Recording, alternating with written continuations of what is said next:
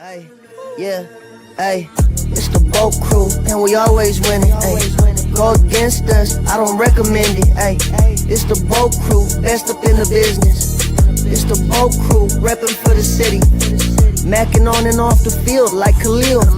They hate on us cause we keep it too real. I'm talking smack like Phil Rivers in the field. Oh, you mad again cause we kept it real? Why you mad? Hey, I'm talking smack, I feel like Uncle Dave. Hey, I bring the pain, I feel like Derwin James. I could run and gun, I feel like Herbo down the lane. I feel like LT the way I'm stiff arming these lanes.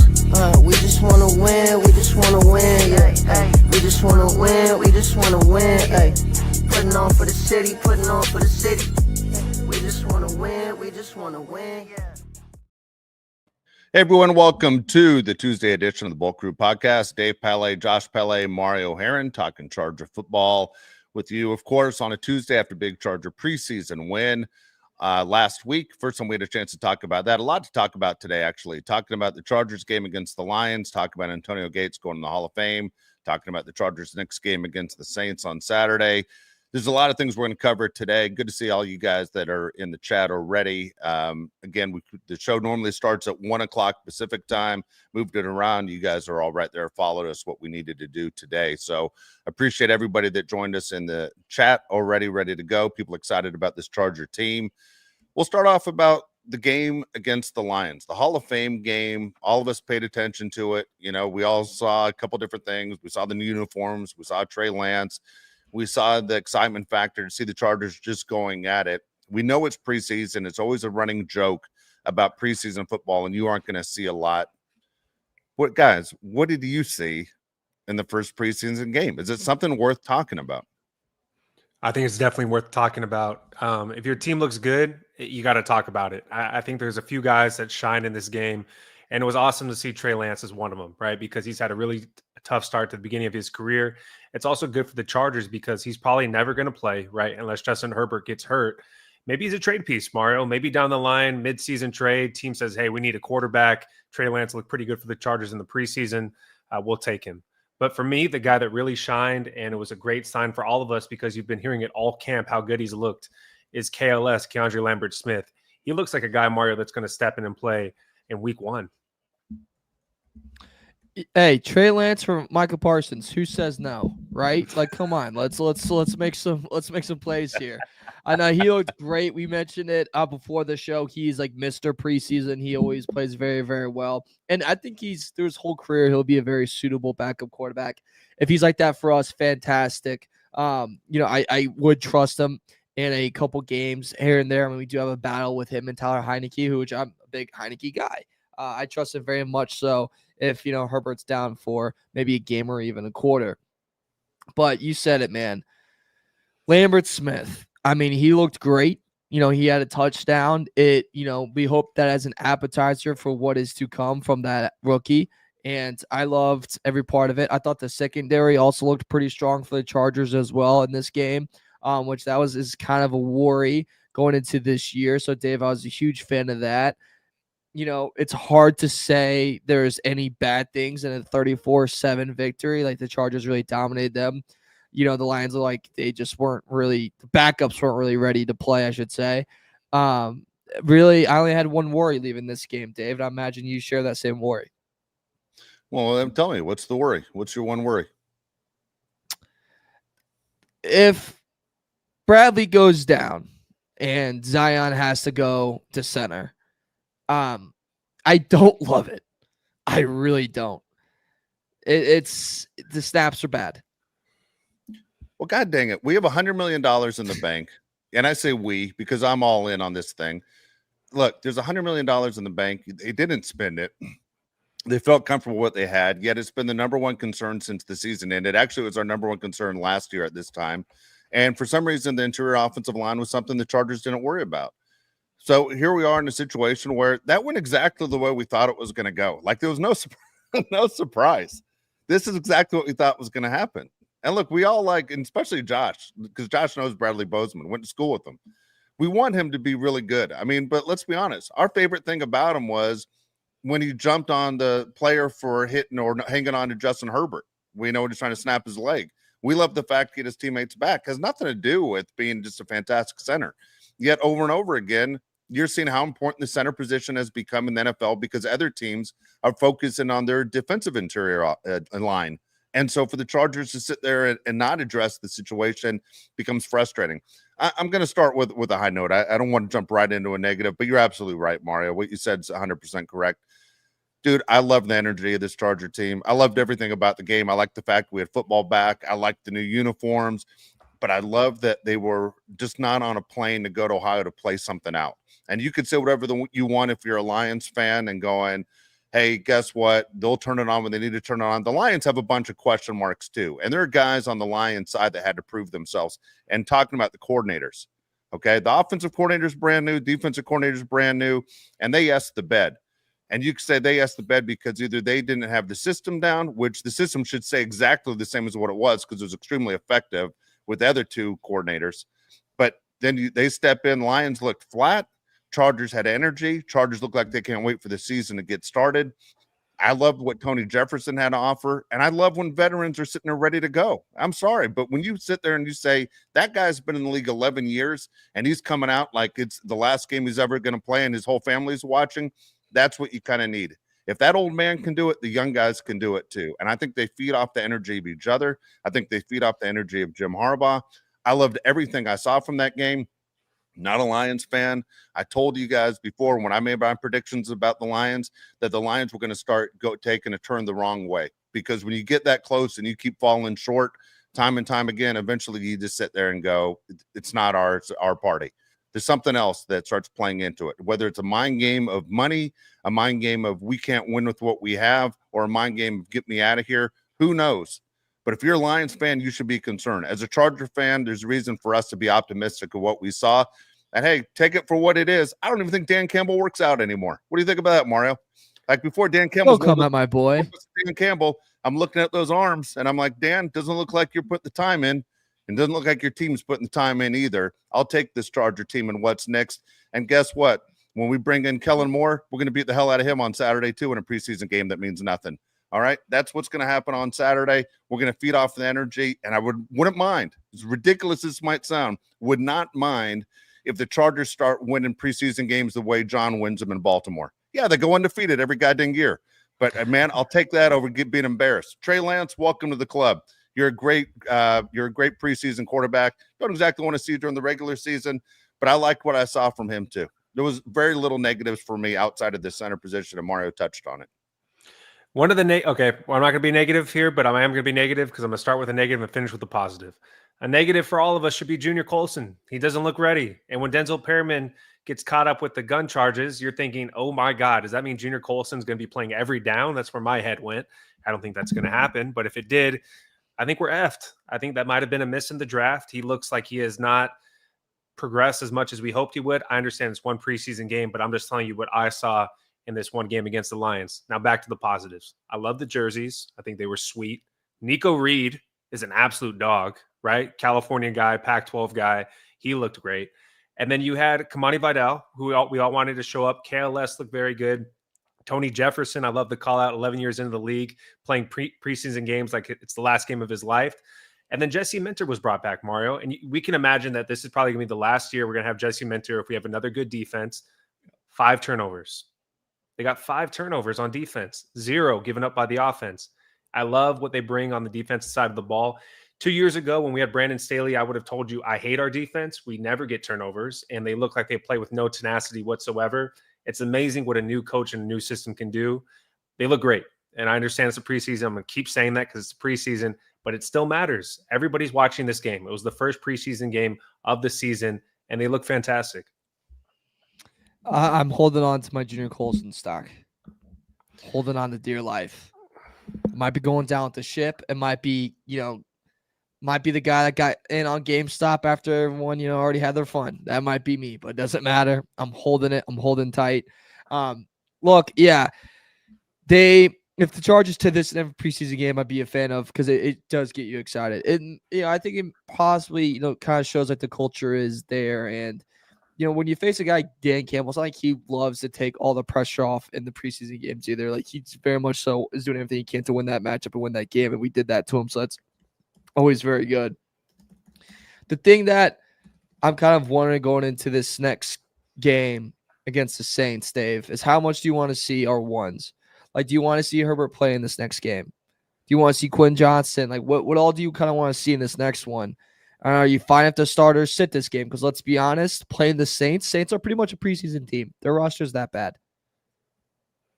Yeah, the roster is that bad. I tell you, I don't need to see Justin Herbert ever in the preseason. I mean, it's the same list that we went through before. I don't need to see Justin Herbert. I don't need to see Khalil Mack. I don't need to see those guys. Derwin James. Everyone else, I'm fine with seeing. Honestly, I want to see every single guy. I'm fine with it. I also think, Charger fans get ripped off, on the first game of the year where they played the game in Brazil. Should be a home game for the Chargers against the Chiefs. I think you kind of owe it to the fans a little bit also to show them and get them excited. Because let's be honest, the last taste the Chargers had, meaning their fan base, was losing in the playoffs embarrassingly to the Texans. So I'd like to see the Chargers go out and just for, as you said, you're establishing basically what Jim Harbaugh wants, and it's a culture. And so there are no days off. There are no game days off. And not saying you're playing like you're trying to win a Super Bowl, but man, you're fighting for roster spots. I like that guys have to stay hungry. The Colson thing is frustrating, and not joking or trying to get a reaction out of this. I thought maybe he turned a corner in the offseason when you're seeing how much he's working out and you're saying, okay, game speed wise, it's different than college football. And he shouldn't be shocked by the defense. He should be very familiar with what the defense was going to be. Yet it looks like it's not a reaction. It's more of he's thinking the process through, which makes him look late. As I see people write in the comments, he looks slow. He looks small. That's what the criticism was last year about him. So is he an NFL player, not an NFL player? Is he a guy, he's on the team because he was a high draft pick and we're familiar with him? Or is he a guy that's a disappointment? I think we're going to figure this out really soon. And right now, he didn't step up the way we thought he was going to step up. And again, it's only one preseason game. But, man, he has a lot to show in the next few weeks to see what he is and what the Chargers can count on. 100%. I think he does have a lot to show. Junior Colson, you can't hit all your draft picks because if he ends up being a player, Mario, that means you almost nailed, or you did nail every single pick in last year's draft, which is amazing. And that really never happens. There's one guy that really shined to me was Keandre Lambert-Smith out of all the receivers. So then you get rumored right after the game, Keenan Allen might be coming back to the Chargers. What are your initial thoughts when you hear that Keenan Allen was brought into the building and he could become a Charger here in the next few days? Excited. Let's bring the guy back, right? Let's have him retire as a Charger. But also, this is not one of those scenarios where we're bringing him back just for the memories, just for the joy, and just because we want the ticket sales maybe to go up or some jersey sales to rip. It's because we actually need him. It's because this receiver room is missing a true leader. And I think that's what Keenan Allen could bring to this team. You look at Quinn Johnson, 2 years of experience. Okay, it's not a lot. Darius Davis has 3 years. Trey Harris is a rookie. Lambert-Smith, rookie. Ladd has 1 year. Do you really want Jalen leading that room? Like, do we really trust him to? Like, is that our biggest voice in that receiver room? Why not bring in a guy that's got, countless playoff experiences, countless reps, countless snaps, has always found a way to get open. At the end of the day, when he is done and hangs it up, arguably could be in the Hall of Fame, will definitely be a retired number for the Los Angeles Chargers. It just makes so much sense to bring him in for so many different reasons. But the one that I can't get my mind off of, Dave, is that they badly need a leadership presence in that receiver room, and that's what he would be. He could help out all these guys develop. He could give them hits, give them ways to improve. We saw it when he was here, how much of a leader he was. Let's do it again, Dave. I think it's a no-brainer. I'd like to see him back just because of nostalgia, and hopefully he has something. I mean, we talked about Antonio Gates a week ago and how he was able to find the open space no matter what.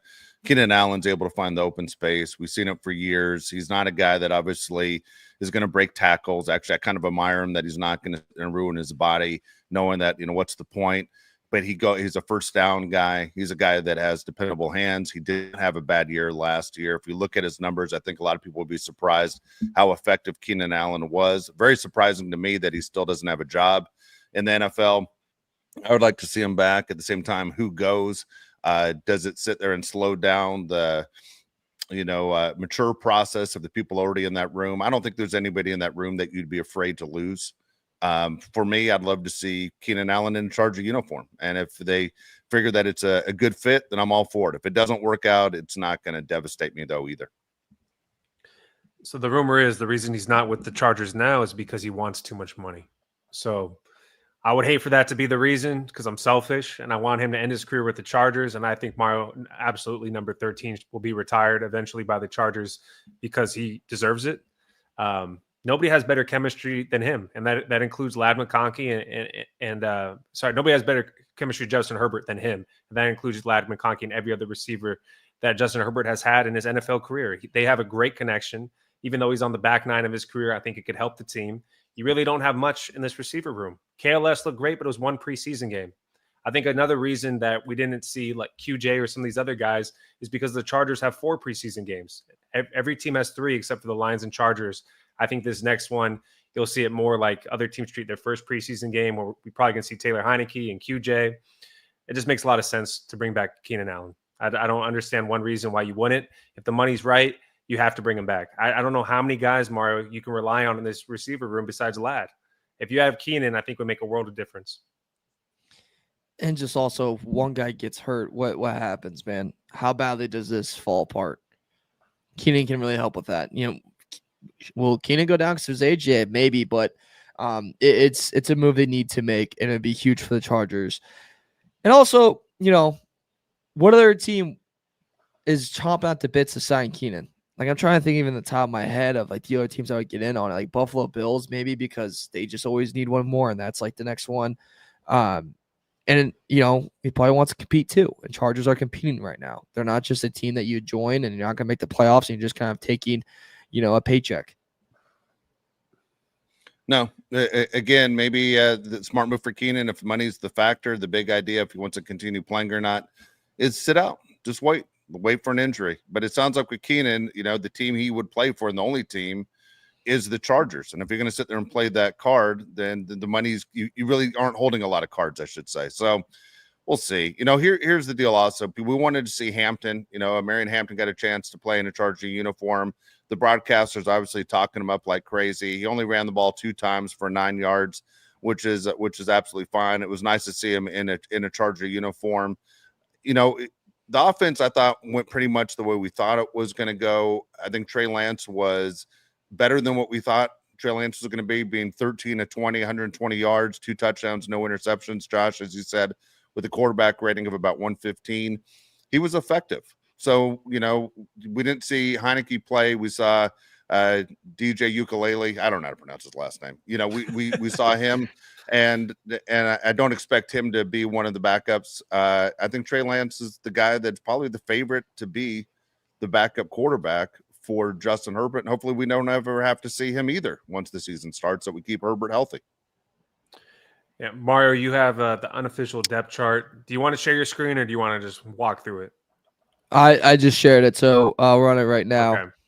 There we go. So, yeah, there's some obvious ones with Herbert. They have Najee Harris as a starting running back, but we all know Najee hasn't been practicing. So, yeah, Hampton's obviously the backup. Wide receiver McConkey and QJ are the starters. Backups Davis, Jalen, Trey Harris, Lambert Smith. Also, keep in mind, guys, this time last year, Ladd was the 2 on this depth chart, so things change pretty quickly. Tight end, Will Dissly or Tyler Conklin. Thank you guys for always doing the or. Every NFL team, just make a goddamn decision. Offensive tackles, starters, Rashawn Slater, left tackle, Joe Alt right. Interior, Zion Johnson, Bradley Bozeman, and Becton. All that wraps up our starting offense. I want to stop really quick right there, guys. Our interior O-line's pretty much set from what Harbaugh said. How do you feel about that? It's hypocritical for everything that he stands for by naming your offensive line after one preseason game. He has said throughout the offseason, we are going to make them compete until the last day. Well, that's obviously not true, because you said he pretty much knows who his best 5 are. Do you? This reminds me last year, Mario, when he said Trey Pipkins was going to be a fantastic guard for this team, and now he's back as a backup tackle. So I don't really understand it. You signed Andre James in the offseason from the Raiders. You have other guys that are competing for that position. Who's holding your feet to the fire? Who said you need to name your best 5? It's a tactic that Jim Harbaugh believes in. He's one of the best coaches in the NFL, so I'll roll with it. But to me, I don't understand why you would name your 5 linemen today. Didn't understand that at all. Very strange. I mean, none of that seems to make sense, right? For almost any NFL head coach, especially a guy like Jim Harbaugh, that doesn't seem to make any sense. Unless he's trying to give those guys confidence, saying that, you're my ride or dies. I have no idea why he would do that. What do you tell the other guys? You're just fighting for roster spots? I mean, is that the argument back on why you expect 100% from those guys? And especially, I think Harbaugh takes after, I'm gonna call it the Belichick approach, but it's a lot of coaches' approaches. What's his name? LaFleur does this a lot. Like, we all remember with Belichick when it was Mac Jones and Cam Newton, then just out of nowhere, Cam Newton was just cut from the team. And you're like, what the hell did that come from? Like, you think this is something that they just keep close to the chest. So it's like, no, after the Hall of Fame game and no other preseason games and not even a joint practice, we got our 5. It's like, all right, you could have waited. You can keep that in house. I'm like, yeah, this is our lineup, but we don't have to report it or anything. That's some stuff, Dave, that like I try to get that out there at 12:58 p.m. Eastern time, right before the game. Like, really screw over the team we're playing. So here we are. Go ahead, Josh. There's some people are saying that, I saw this on Twitter, that he didn't actually say he settled, and then some people Daniel Popper is the one that reported that he did. You take it however you want. I just don't. My point is, I don't understand him saying that unless you're trying to give people confidence, like he did with Trey Pipkins last year. I don't understand the tactic, but that's just me. I don't either. All right, let's get to the nervous news. It seems like the Chargers have nervous news. Whether it's Najee Harris losing an eyeball, who knows? Whether it's Denzel Perryman getting arrested, felony charges. The Denzel Perryman news stinks because not the fact that Denzel Perryman is, a guy that's an all-pro player. The thing is, he's a veteran on this team, and we talk about relying on veterans and the way the Chargers do things and guys who set the table for the younger guys. The Denzel Perryman news kind of stunk because, we see guys in the NFL get arrested all the time, but you want to keep a clean organization as much as you can. It shows that you're kind of not only getting the right character guys, but at the same time, you're a team that eliminates distractions. All of a sudden, you hear the news about Denzel Perryman.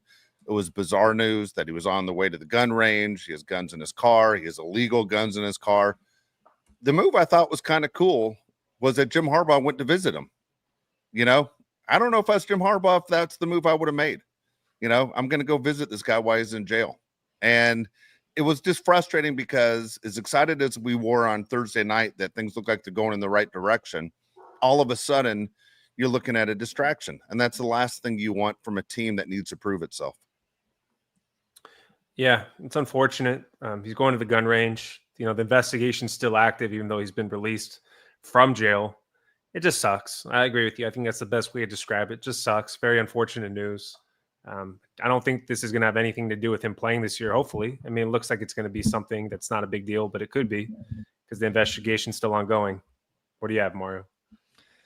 Yeah, look, I just hope it doesn't affect the season too much. Obviously, Denzel's guy was pretty big for the Chargers last year, and we were pretty excited to see what he could do this year. He was kind of a safety blanket if Colson doesn't really form into the player he is supposed to be. And now this, and you mentioned it, Dave, it's just a distraction that you just really would rather not have. Before this, the Chargers were actually doing pretty well going through training camp, going, all right, nothing's really coming out. Last year was a plantar fasciitis. Like, that kind of sucked. So it was kind of like a good feeling, but this comes up.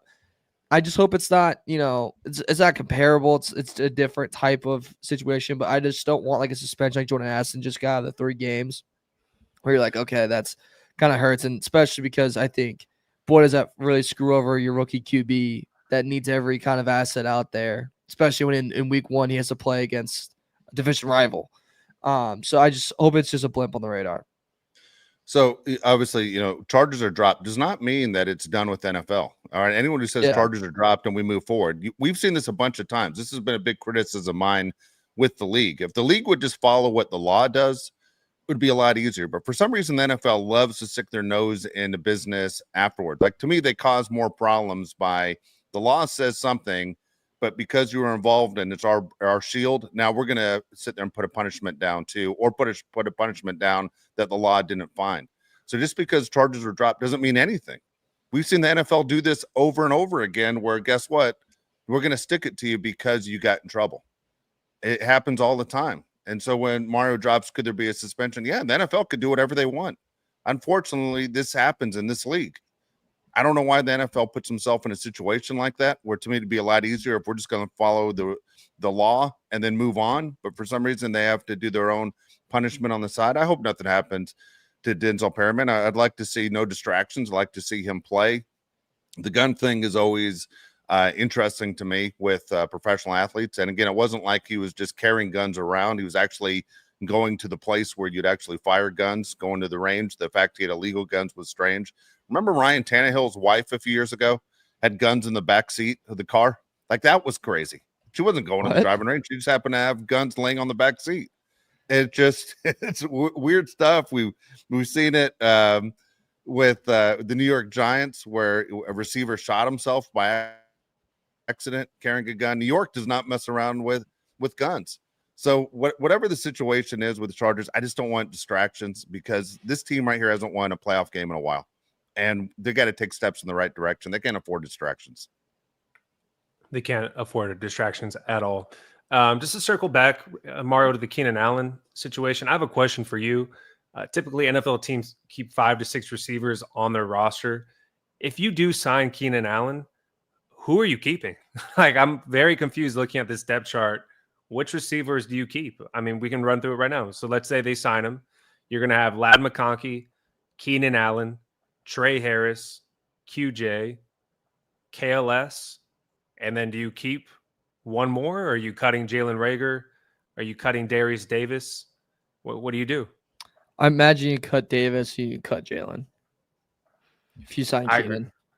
Yeah, I don't think there's any room for these guys. No. And you go for punt returner, you go Ladd's gonna do it, and then kickoff returner, Lambert Smith does it. You can go. I think Lambert Smith should be the punt returner. I don't think Ladd should do anything but play receiver. I hate it. Yeah, I mean, this guy already, shouldn't be taking hits as it is. I wouldn't want him being punt returner, Dave. What do you think? No, I'm with you completely. I mean, Ladd, every time he catches the ball, I worry, is Ladd going to finish the game? Every single time. I mean, he's that important to this offense, but yet he doesn't have the body to sit there and take these hits over and over again. He at least has not figured it out how to reduce the impact. I mean, Ladd's that good and that important to this offense, and fantastic. But, man, why stick him back there as the punt returner? It's not the old days. It's not Devin Hester back there with a chance of breaking one. Just watch his highlights last weekend. Whenever you're sad, just put that on. So me and my roommate have just been watching way too many highlights, and it was Devin Hester, and he's a big Purdue fan. It's a lot of Rondell Moore, which I don't recommend. Yeah, don't do that. I'd rather do so many other things than watch Rondell Moore highlights. Yeah, me too. Wasn't my choice. All right, Mario, can you throw it back on the depth chart? We'll go through the defense. Yeah, give me 1 second. Buy some time here. I don't think the defense has as many questions as the offense, except for the corner position. All right, so we have starters for interior defensive line: Deshaun Hand, Tart, Odo. I don't want to say his last name, so sorry, guys. Naquan Jones, edge rusher, Mac Tooley, inside linebacker, Perryman, Hemley, Troy Dye, Junior Colson are the immediate backups for that. Quarterback, Tyreek Still, Dante Jackson, or Cam Hart. I expect Cam Hart to kind of take that one. Backups, Benjamin St. Jasir Taylor, and Leonard follows that up. Safety, Doran James, Gilman, or Elijah Molden. Backups, Tony Jefferson, Kendall Williamson, RJ Mickens, yada, yada, yada. Special teams, Cameron Dicker. All right, go back up to the top. All right, defensive line is exactly what we expect. Edge rusher, Kyle Kennard. I hope he plays a lot more. He's SEC Defensive Player of the Year. He should be playing. He should be playing ahead of Bud Dupree, right? Yeah, I think he should. I think Bud Dupree's on his last leg in the NFL. Go down to linebackers, Mario. Linebackers. Yeah, Junior Colson to me is the 4th linebacker on the team, inside linebacker on the team. Troy Dye looked pretty good. I know Junior wasn't out there most of the time, but Troy Dye was much better than Junior Colson when he was. Yeah, go ahead. Yeah, no, I I know the or on Cam. I mean, I'm Cam That's why Hart I'm confused. apologist. Yeah, so I mean, we'll be. I know Cam was dealing with an injury too, I believe, as well. So that could have something to do with it. But I mean, we shall see. We shall see. I will say, well, I know my hot take. By week Go ahead. 2, Junior starts. We're in trouble if he starts Could be. at this point. I could be in trouble by then. Who knows? Yeah, who knows? I like All the right, safeties. I think safeties Okay. are good. What were you going to say? All right, let's talk about what everyone's waiting for us to talk about. Micah Parsons. Okay. I mean, here's the deal. The Chargers don't make trades. The Chargers, though, should consider making a trade for here. This is big. The Chargers are the perfect team that the Cowboys would trade with if they were going to make a trade. They would trade him out of the NFC, trade him out of an area where the Cowboys would not see the Chargers on a regular basis unless it was the Super Bowl. I understand they're going to match up in the schedule. That's not what I'm talking about. I'm talking about you could say goodbye to Micah. You get a king's ransom for him, and it's exactly what the Chargers need. The Chargers need help at this exact position. And everybody could use a Micah Parsons, okay? But especially the Chargers could use Micah Parsons in this situation right now. Joe Ortiz does not seem like a guy that likes to trade, does not like to give up draft picks. The Chargers are a team that doesn't seem like they want to spend a lot of money either. But here's a guy that is very rare. Okay, a couple years ago, the Chicago Bears made a move with the Raiders for a guy named Khalil Mack, and it was a big move for the Bears. It was a move that the Raiders regretted for a long time and probably still do because Khalil Mack's still playing. So here's the deal. Do you pick up the phone and see what would it take? Because right now the Micah Parsons situation right now is a perfect situation for the Chargers, who has publicly said, I don't want to be here anymore. And if he actually means it, this is the team that should be able to make this move. Because if he goes anywhere else, if he goes to a Denver, he goes to a KC, he goes to someone we have to see, the Raiders, we're going to go, why not us? Why not us? You bring up Khalil Mack. I think that's the best comparison you could have. The Bears sent 2 first-round picks, a third-round pick, and a 6th-round pick to the Raiders, plus a 2nd-round pick and a 5th-round pick, and then they had to pay him 6 years, $141 million. Trade him. Trade your picks. I want Micah Parsons. I think Micah Parsons, Mario, is a top 3 defensive player in the NFL. He plays multiple positions. He would fix a lot of problems for the Chargers defense. And the Chargers defense is already good. I think if you add him, you have an elite defense. Everybody talks about the Denver Broncos defense. You add Micah Parsons, you're right there with the Broncos, in my opinion. I would do it. I would take him. And Jerry Jones pissing off his best players is hilarious to me. Like, why would you do that? Why would you want your best employee to be disgruntled? I wish somebody would stand up to Jerry Jones and goes, I'm not going to negotiate with you. Even though you close me behind locked doors and you want to talk contract, which is illegal. He did it to Ezekiel Elliott. He did it to Zach Martin. He's done it to numerous players on the Cowboys. Stand up for yourself one time and says, I'm not going to beat your pawn. Trade me. Get rid of me. I don't want to be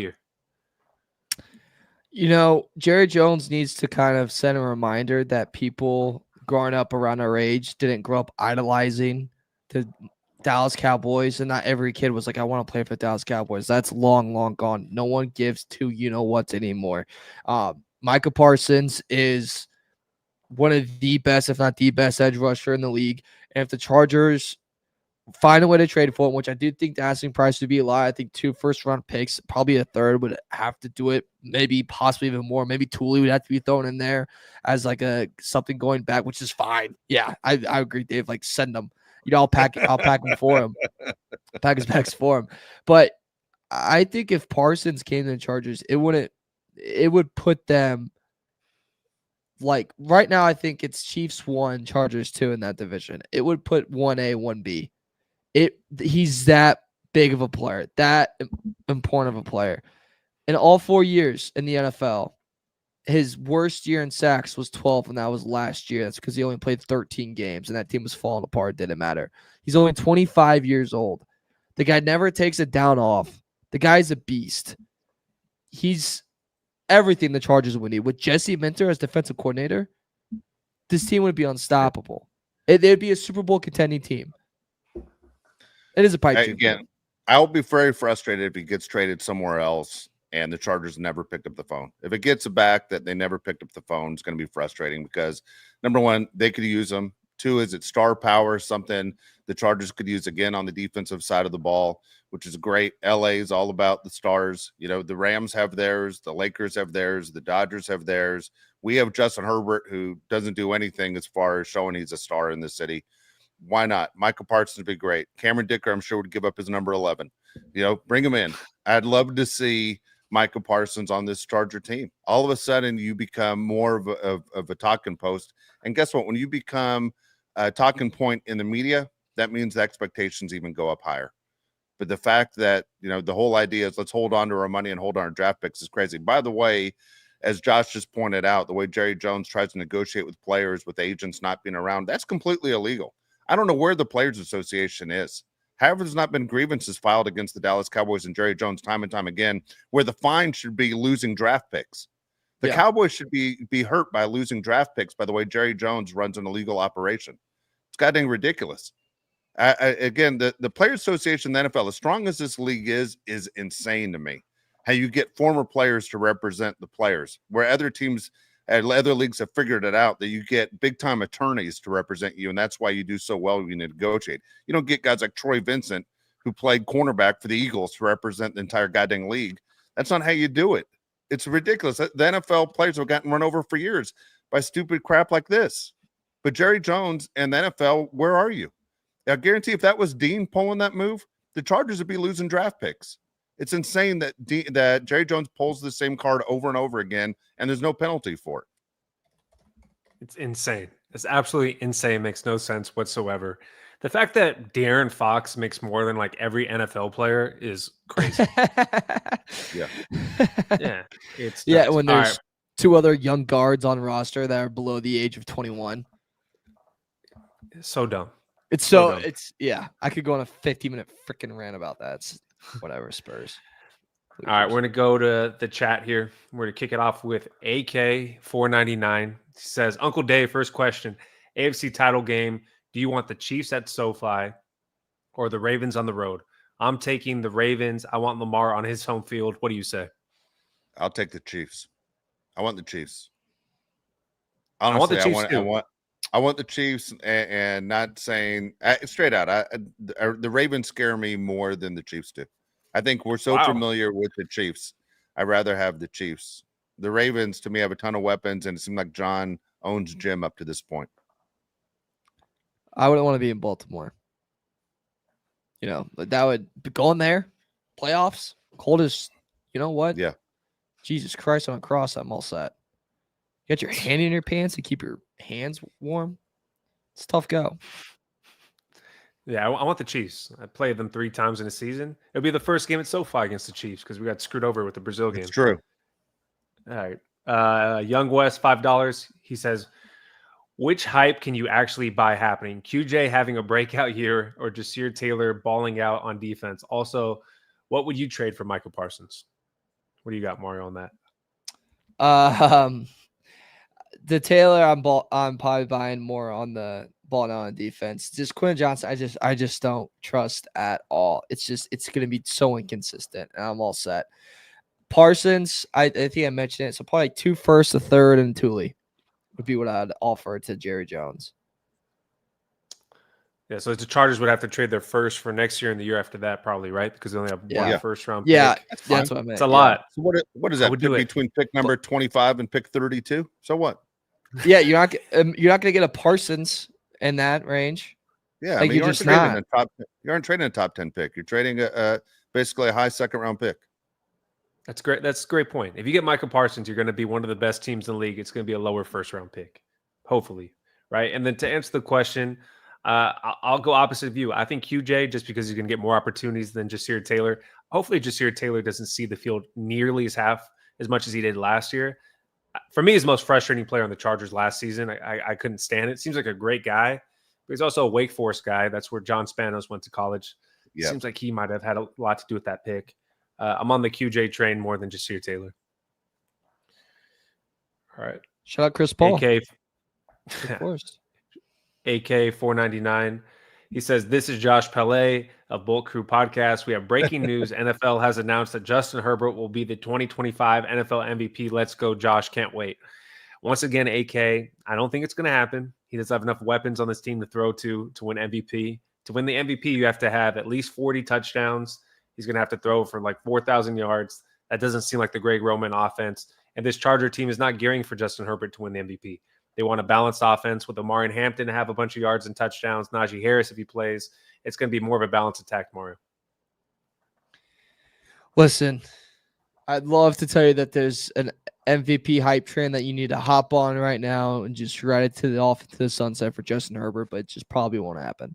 I think there's too many other great QBs in this league that have a lot better systems set around them and that are going to get a lot more attention and get some bias pretty quickly. Joe Burrow had an MVP level season last year, Dave, and if his defense was like not a junior varsity defense, he would have won that over Josh Allen, I think, 10 times out of 10. So I think going into this year, it is Burrow's to lose. Yeah, I don't think it's set up for Justin Herbert at all. I don't care. I've told you a million times on the show, I don't care about individual awards. It's not set up for Justin Herbert. Justin Herbert's not even set up to be a great fantasy football quarterback. None of that matters to me. I just care about team wins. All right, Roberto Castellon, 499. He says, "Hey guys, I never get to watch y'all live. I just wanted to say I love the show. Thank you, Dave. Your rants give me life. I identify with them so much." Hold on, Roberto, for a couple more minutes. We got another one coming your way. Hopefully, this one makes sense to you. All right, Cam Teague, 85, 999. He says, "After being a fan of this team since 1994, when I was 7, it's nice to see a real foundation being built. So different from regimes of past Charger days." I couldn't agree more. Me and you are the same age. When I'm watching this preseason game, I'm watching with Dave in the garage here in San Diego, and it made me think of like the Schottenheimer teams where the team just looked alive. There's so many Charger teams, whether it was the preseason or the regular season, they just looked like a team that went, by the wind, basically. Like there was nothing behind them. They just went into the game. They left the game. There was nothing there, no identity with the team. It seems like Jim Harbaugh is really leaving an imprint on this Chargers franchise. Right. Yeah. Just retweeting you. All right. No, he's absolutely right. I mean, look, absolutely right. It's, I coach kids in baseball, have for like over 30 years. And I always ask this question to kids. I go, when does the game start? And they're like, it starts when the first pitch or the pitcher starts warming up. And I'm like, no, dude, mentally that game starts when you're eating breakfast in the morning and you put that uniform on. It's different in baseball. In football, man, for those guys too, they get there much earlier to the stadium than you think. And that game honestly starts for those guys on Wednesday when practice gets going and you're trying to figure out the other team. The Chargers look like they're ready to play. They went about their game in a preseason game for the guys that played like if they were normal starters on week 1, like it was everything. And that's what you want. I don't like guys that turn it on and turn it off. I like guys that always turn it on. And that's the culture that Jim Harbaugh is creating. That's what Marty Schottenheimer did. He's absolutely right. That's why it felt like Marty Schottenheimer, because it was the exact same mindset. There's no cruising. What do you always hear about football? All three of us played football. What do they say? The second you take a little bit of time off or you take it down a notch, that's how you get hurt, right? It's always the guys that sit there and take a little bit off. Those are the guys that get hurt. I mean, we were the ones that gave the ass beating. That's what we do. That's the mindset of this team. And I love the uniforms, by the way. And I know it sounds ridiculous. The yellow pants make us look soft. I say this all the time. Those blue pants were sweet. Ready to go. I love those uniforms. Those are sweet uniforms. All right, Mike G, $5. I'm going to direct this right at Dave. What did you guys think of Antonio Gates' Hall of Fame speech? All right. Number one, I thought all the speeches were weak. I was really disappointed in all the speeches. Usually I love the Hall of Fame speeches. I record it. I watch them. I watch every single one of them. Jared Allen bored the hell out of me. I had to turn that one off. That one was the only one I didn't make it through with his big-ass belt buckle and his 10-gallon hat. Wore me out. Got it. All right. Take it easy, cowboy. Sterling Sharps was ridiculous. When his brother's there and Shannon's crying, I loved all that stuff until he said the comment about, I don't have a Super Bowl ring because I gave it to my brother. So now you're the first one to have 2 Hall of Fame jackets. What the hell is he going to do with 2 Hall of Fame jackets? You can't wear 2 jackets at the same time. It was absolutely ridiculous. I understand the point, but it was so goddamn corny and dumb. It bored the hell out of me. Eric Allen, who's an extremely nice guy. I've interviewed him a bunch of times. I see him around San Diego. Josh, I think you're friends with his son.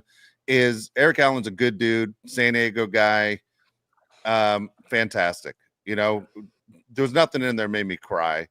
And Gates' speech, I'll be honest, fell a little bit short. I thought the speeches were given in the right order of when they should have been given, but I thought Gates' speech was kind of short. And it's weird for Gates and anyone else, maybe not even for Rivers. You're going to see Rivers when he goes in, if he goes in, I hope he sure does, is that Rivers is going to direct it right at San Diego fans. I mean, Rivers didn't even moved to LA. He was driving back and forth every day for practice. Gates tried to do the down the line in the middle. LA, you welcome me with open arms. I make my home in LA. I'm an LA guy. That means basically, Dean, keep writing the checks to me, please. I bought in on this move, you know. But Antonio doesn't live here. I mean, all the Charger greats move out of here as soon as their career with the Chargers is over. They all move out of San Diego. Rivers, though, will direct his towards the San Diego fans, which I really don't care. That's up to the player individual. It's still the Charger team. I mean, it's a big thing, Mario. I know you aren't in Southern California, but there are a lot of Charger fans who get really upset with people that follow the team to Los Angeles. And then there are a lot of people that are saying, dude, I'm a Charger fan. I root for the uniform. I root for the Bolt. I'm staying with them because I don't have another option. It's never going to change. They're always going to be Charger fans. I respect that too. The NFL is too good to say I'm out on the NFL. I always think it's weird when people say I'm out on this league. It is the number one league of all the sports in the United States is the NFL. When people say, what is your team? And they just say that question there, it's the NFL they're talking about. They're not talking about anything else. It's always the NFL. What is your team? And that's when you come back with, I'm a Charger fan. You say, I don't have a team. I look at you like, dude, you're a puss. You know, like, I don't even want to talk to you the rest of the time at this party. Like, you bore the hell out of me. That's where I'm at. I lose so much respect for any man that says to me, I don't have a team. I'm like, great. Fantastic. You know, where's the next person in this party I can talk to? Because I don't trust you at all. That's where I'm at. I thought overall Antonio Gates' speech was a little bit weak. Look, you can be friends with LT all you want. LT wasn't the one throwing you the ball. LT's not the one that put you in the Hall of Fame. It was Rivers. I wish there was more dedication in that speech to Rivers. I know he gave him props. I expected a little bit more, though. I'll be honest with you. I thought it wasn't great either. Yeah, the one thing that really like kind of bothered me about his speech, and I thought it was fine, was the Dean Spanos inducting him. I thought it was the most teacher's pet bullcrap of all time. Yeah. It should have been Phillip Rivers. Yes, 100% should have been Phillip Rivers, and if not Phillip Rivers, maybe LT. But for it to be Dean Spanos, come on, dude. The guy that inducts you into the Hall of Fame should be like your boy, right? Like you're gonna, drink with him, talk to him. That's your friend. You text him. He's not. Drinking, smoking cigars with Dean Spanos. Like, I don't think he is, at least. I thought it was weak. That's the one thing I didn't like. So, question for you. When Brady goes in, I imagine Kraft would try. Oh, well, Kraft's trying to himself get in, but, like, I imagine that he would try to do it. Induct him. I bet he has Kraft do it. I mean, look how loyal he was. I bet, you can't do Bill. Even the Brady roast. I mean, everything was, you can't say anything bad about Kraft. Yeah, it's going to be Kraft is the one that he has doing. Dude, he should have freaking Mo Lewis. He's the one that caved in Drew Bledsoe's chest, gave him an opportunity to play. Should have him come on. I'll be honest with you guys too, and maybe this is just a bad take on my part. When I was growing up, I loved the speeches, ceremonies. I'm locked in. I don't know what happened to me. Could care less. I can't. They've gotten worse. Have they? Okay. I thought this was just a me thing. I sit down and they start. I'm already out. I'm like, I'm good. You almost have a year to prepare. How can you drop the ball? I mean, the thing is, the baseball ones are the week before, and baseball is not as good as football. Football usually has better ones. You know, someone. Sorry, you just said it a second ago in the chat about how when Sharp talked about his mom. Look, they all talk about their moms. Their moms are great. That's not what I'm saying. It just. You got to tug at the heartstrings a little bit about how hard it was to get there. You know, all the people that helped you get there, whether it was a high school coach, whatever it was, a school teacher, anything. I don't know, kind of disappointed. I got news for you. When Rivers goes in, the story he's going to tell about his dad is going to sit there and make you cry. I guarantee it. Yeah. Who inducts Phillip Rivers? Nick Hardwick? That'd be interesting to see who's the guy. It'd be cool if I don't know. It'd be cool if he had Manioma. Dude, I tell you what, I love when the kids do it. I'd be fine if his son did it. I agree. Gunner. Yeah. If it was his Gunner, son? I know he has a bunch of kids, but if it was Gunner, I'd be fine with that. Walter Payton's was one I think about all the time because Walter Payton unfortunately passed away extremely young, but when he had his son do it was awesome. Did you ever read the article that came out about the whole thing? I've read a bunch of stuff. I don't know which one you're talking about. We'll talk about it off air because I remember spare details and I want to really crap on the guy's name because the article did not do him good. But I think true, like when Philip gets in, that could be his son could probably either be in the NFL or like had like a good college career. Like he could be a very well known guy. That could be really cool. Yeah. I think it's Philip one of those guys where people would say so many things people could talk about him, whether it's opposing players or hell, Weddle would tell great stories about Rivers. Jay Cutler. I want that. Jay Cutler. I want Weddle. Jay Cutler. Jay Cutler. All right. Do we have? All right. You want to give me what's bothering me right now? All right. Yeah. Two things bothering me. They both have to do with food. I got to tell you right now, I blame the San Francisco Giants because they're the first ones that got me aware of this. These garlic fries at sporting events are killing going to games in person. I mean, it is driving me crazy. Look, you can be in a garlic fries all you want, but doesn't mean all of us have to be in a garlic fries. God dang, every stadium ballpark smell like hell. I mean, the whole goddamn stadium stinks everywhere you go, and everybody has garlic fries now. Whether you order them or not, you're like, it feels like 40,000 people out of 42,000 ordered garlic fries. I was at a game Friday night with Josh, went to see the Pods play, and I'm like, these effing garlic fries. Like, it drives me crazy. Between the everyone at the goddamn micheladas and their garlic fries, it's like it's out of control. And it's not just San Diego, it's everywhere. It's San Francisco, it's LA, it's Pittsburgh, you name it. These garlic fries have ruined going to sporting events for me. I cannot stand the smell of these goddamn garlic fries. It's wearing me out. So here's the deal. It's not changing. I know they make a ton of money off of it, but here you go. I went out to dinner in Coronado on Saturday night, place Josh recommended, okay? And Mara, you don't know, but Coronado is an island in San Diego. If God had money, that's where he would live. It's really nice. Okay. And I go and I order my food, and believe it or not, I order fish and chips. I don't know why they offered me garlic fries or they put garlic fries. They asked me, do you want garlic fries? But that's what I ended up getting. Well, I'm you got garlic fries. I didn't ask for them. It came with it. Okay. By the way, it's cold as hell. I had to send them back. I hate sending food back because I don't want to be that guy that someone spits in my food, but I had to send my garlic fries back because they were cold. Either way, man, I reached for the ketchup on the table, and the way they do the ketchup nowadays, it's that goddamn plastic Heinz ketchup bottle the plastic is red. So you're thinking you're grabbing a full ketchup, and I'm grabbing it. You know, there's this much left in there. You can feel it. And you're like, what do I do? You know, here's the choice. Do I try and open it up and give it that one squirt in there and take a chance of ruining my shirt? Or do I have to sit there and wait for a new ketchup? So, of course, I'm not going to take a chance of spraying it all over myself or my wife. So I say, hey, there's no ketchup. I'm sorry about that, sir. Well, by the time I get my goddamn ketchup, now the fries are completely cold. Can you send these back? I can't eat this. It's fish and chips. I didn't order just fish. So I had to send the goddamn thing back. You did not send it back. But I'm like, you got to send it back.